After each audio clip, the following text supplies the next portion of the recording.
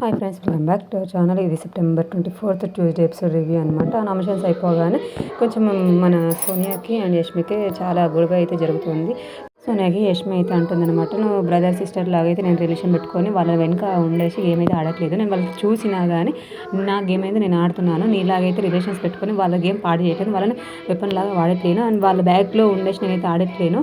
నువ్వు అదే చేస్తున్నావు, వాళ్ళ చుట్టూ తిరగడమే నీ పనిగా ఉంది తప్ప నీకు ఆటలో అయితే ఏ మాత్రం ఆడట్లేదు. నువ్వు ఆట ఆడి చూపించు అని చెప్పేసి అయితే ఆమె గట్టిగా వరుస్తూ ఉండే అనమాట. నువ్వు నా గేమ్ కాకుండా నేను 100% ఇచ్చినప్పటికీ నా గేమ్ కాకుండా నువ్వు వాళ్ళిద్దరే చూస్తున్నట్టున్నావు అని చెప్పేసి సోనియా యష్మితో అంటే సోనియా చెప్తుందనమాట, నేను ఇప్పటివరకు నేను చూడలేదు, ఒకవేళ చూసినా కానీ నేను నా గేమ్ పర్ఫెక్ట్గా ఆడుతున్నాను, నువ్వు చూడు ఫస్ట్ నెక్స్ట్ నామినేషన్ వరకు నేను గేమ్ ఎలా ఆడుతున్నాను, వాళ్ళని చూస్తున్నాను, నేను గేమ్ ఆడుతున్నాను కూడా పర్ఫెక్ట్ చూడు. అండ్ నువ్వు నీ బిహేవియర్ నువ్వు ఉండే విధానం కూడా నీకు నిఖిల్కి నచ్చట్లేదా నా దగ్గరకు వచ్చి చెప్పిండు అని చెప్పేసి అయితే చెప్తాను అనమాట. ఆ పాయింట్ తీసుకుని వచ్చి నైట్ అయితే ఆయనతో కొంచెం వాదిస్తుంది అనమాట. వాదించడం కాదు, ఆయన సెంటిమెంటల్గా బ్లాక్మెయిల్ చేస్తుందనమాట.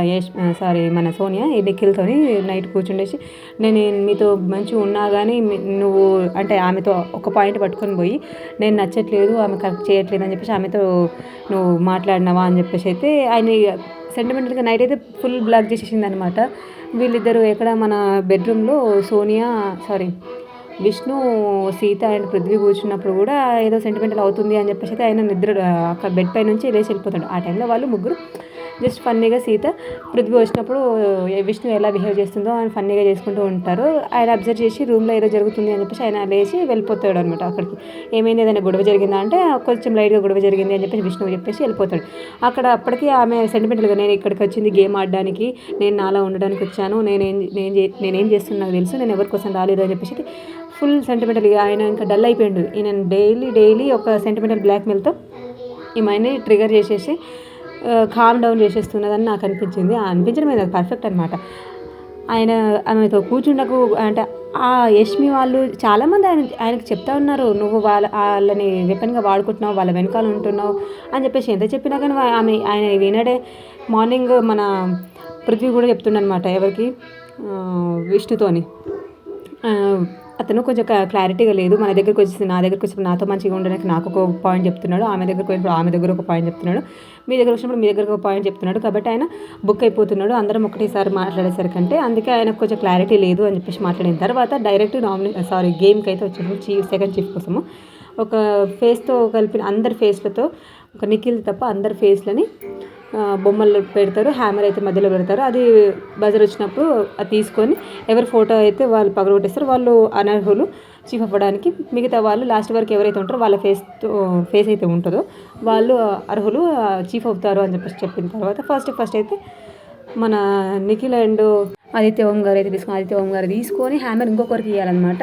అండ్ పృథ్వీకి ఇస్తే పృథ్వీ ఫస్ట్ మణికంఠ తీసేస్తారు. తర్వాత నిఖిల్కి మళ్ళీ సెకండ్ టైంలో హ్యామర్ దొరికితే ఆదిత్య ఓం గారిని తీసేస్తారు. ఆ తర్వాత వీళ్ళందరూ డిస్కషన్ చేస్తారు, ఇక్కడ మనకు మణికంఠ వాళ్ళందరూ కాకుండా కొంచెం ఫేర్గా ఉన్న వాళ్ళని అండ్ అవ్వని వాళ్ళని గురించి చూద్దాము అని చెప్పేసి అయితే అంటే నెక్స్ట్ అట్లా ఒక్కొక్కరు పేరు హ్యామర్ వచ్చిన వాళ్ళందరూ ఒక్కొక్కరు నేమ్తో ఫొటోస్ని అయితే పగలగొట్టేస్తున్నారు. ఇందులో హైలైట్ సీత యష్మిది పగలగొట్టేసింది అండ్ మన నైనికది కూడా పగలగొట్టేసింది. నైనిక పగలగొట్టేసినప్పుడు చాలా ఫీల్ అయిందనమాట తను. అండ్ నైనిక వచ్చేసి విష్ణుది పగలగొట్టడము అండ్ ప్రేరణ వచ్చేసి మన సోనియాని పగలగొట్టేసింది ఫేస్ని. సోనియా వచ్చేసి నబీల్కి రీజన్ చెప్పేది, నువ్వైతే ఎవరితో కూడా కలవట్లేవు, అందరితో ఇంకా ఓపెన్ అప్ అవ్వట్లేవు అని చెప్పి రీజన్ చెప్పేసి రెస్పెక్ట్ ఇవ్వవు, ఎలా మాట్లాడాలో తెలియదు అని చెప్పేసి రీజన్ చెప్పిన తర్వాత ఆయన ఫోటో పగలొట్టేసి ఆయన బయటకు వచ్చిన తర్వాత నేను ఎవరితో ఓపెన్ అప్ అవ్వలేదా, ప్రతి ఒక్క దగ్గరికి వెళ్ళేసి నేను ఓపెన్ అప్ అవ్వలేదా అని ప్రతి ఒక్కరితోని అడుగుతూ ఉంటాడు అనమాట.